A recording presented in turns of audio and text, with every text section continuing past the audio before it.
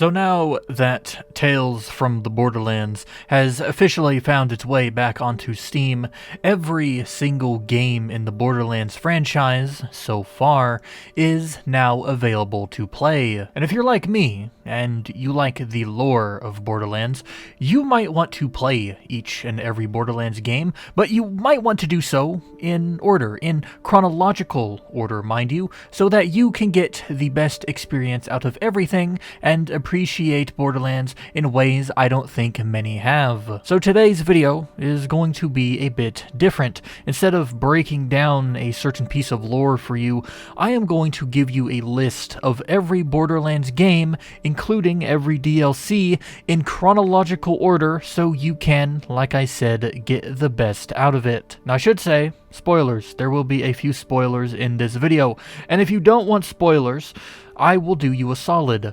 Here is the order. With absolutely no context whatsoever, this is the chronological order you play the games in plus DLC. DLC are highlighted with an asterisk, the actual games are not. I also put the list in the description if you want to copy and paste it.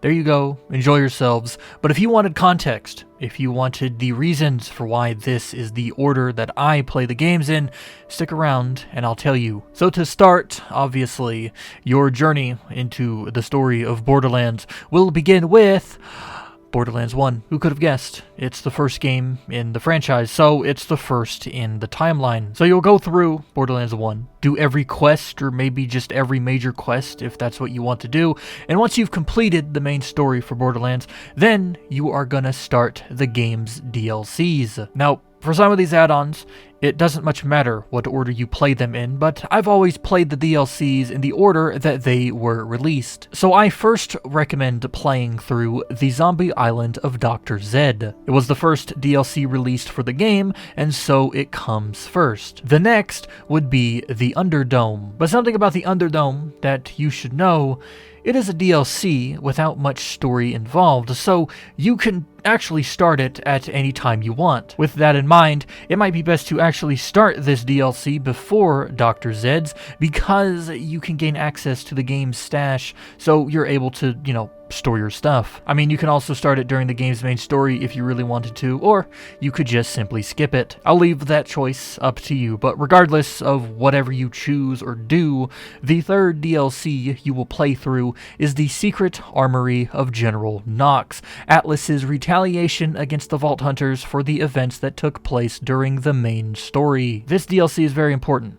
While the Underdome and Dr. Zed seem like side activities, General Knoxx introduces Athena, who is a very important character in the story of Borderlands, and it also introduces the Crimson Lance, who play a vital role in shaping the Crimson Raiders. And so after you beat General Knoxx and thwart Atlas's planetary invasion, you will next play through the final DLC for Borderlands 1, Claptrap's New Robot Revolution, which paves the way for the Claptrap we see during the Pre-Sequel, and also gives us our first look into how Hyperion does business. This is very important because after you play through this DLC, you shall then begin Borderlands 2, where Hyperion is front and center. Now, you might be asking, why have I said to start Borderlands 2 and not the Pre-Sequel, as the Pre-Sequel takes place between the first and second games, hence the name the Pre-Sequel. Now, there's a reason to that, but I'll get into it when we discuss the Pre-Sequel. Just trust me, play 1, its DLCs,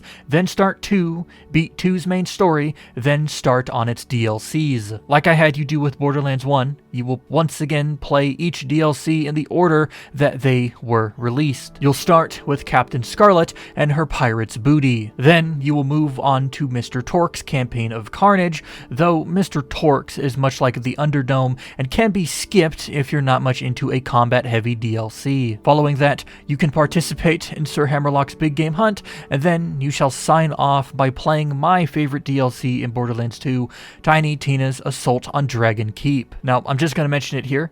Once you finish Dragon's Keep, you do not start the final DLC for Borderlands 2, that being Commander Lilith and the fight for Sanctuary. Instead, you shall save that one for later and begin Tales from the Borderlands. Now, if you'd like to know why I say you'll save that one DLC, it is very important that you save the fight for Sanctuary for later, as it covers the events that chronologically take place after both Tales from the Borderlands and the Pre-Sequel. So after beating Dragon's Keep, start, play, and finish Tales from the Borderlands. Once you do so, you may then begin the Pre-Sequel. Now, the reason you start the Pre-Sequel this late in the timeline and not between Borderlands 1 and 2 is because of what happens in Tales from the Borderlands. Spoilers for Tales. We actually see Athena being taken captive by Brick and Mordecai, which sets up the prologue for the Pre-Sequel. In the Pre-Sequel, during said prologue, Athena is shown to have been taken captive and is being held in Sanctuary, where she is interrogated by the Crimson Raiders. As you can see, the timeline adds up. Now, when it comes to the Pre-Sequel itself, because it is a retelling of events as told to us by Athena, it makes the most sense if, when you begin the game, you actually choose and play as Athena. Now, you don't have to, of course, but it is a recommendation, especially if you're in this for the immersion. Really, it doesn't matter, and whoever you choose to play as, whenever you beat the Pre-Sequel's main story, you can then begin the only story DLC for the game, the Claptastic Voyage. And once all that is done, once the Pre-Sequel is finished, it is time for you to go back to Borderlands 2 and complete that last DLC I told you to set aside, Commander Lilith and the fight for Sanctuary. And once that is done, then at long last, you may begin Borderlands 3 and its DLC in the order of release. Start with the Borderlands 3, beat its story,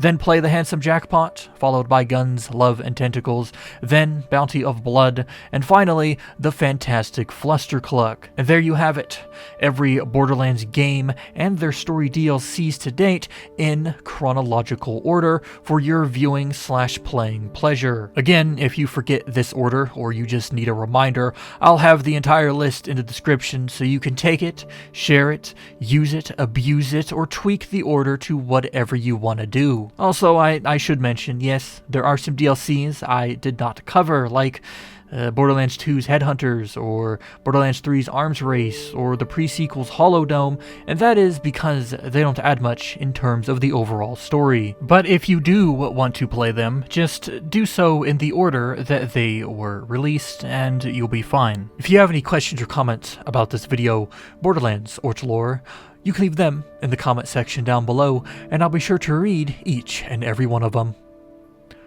Thanks for watching.